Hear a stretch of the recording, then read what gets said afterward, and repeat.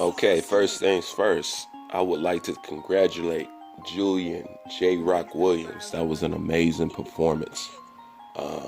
He put on a clinic. I was very impressed by what he went back to the drawing board and worked on, and then came back to showcase.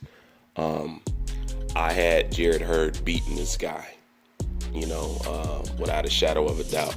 But it just goes to show you, in boxing, you never know what's going on. And, skills pay the bills and styles make fights. That is without a shadow of a doubt. But one thing is for sure, Jarrett Hurd did not show up to this fight. I don't know what was up with Jarrett Hurd. He looked weak. His punches didn't have no stank on him.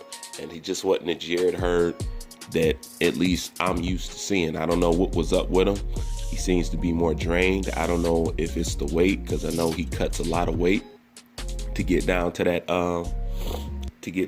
weight class. He cuts like 35, 40 pounds. So I don't know if that took an effect on him.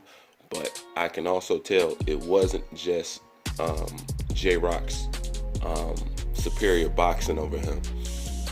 Something else was up with him. I don't know what was wrong with him, but at the end of the day, a win is a win, and there ain't no room for no excuses, And one thing is for sure is that Jarrett Hurd did not have an answer for J-Rock on the inside.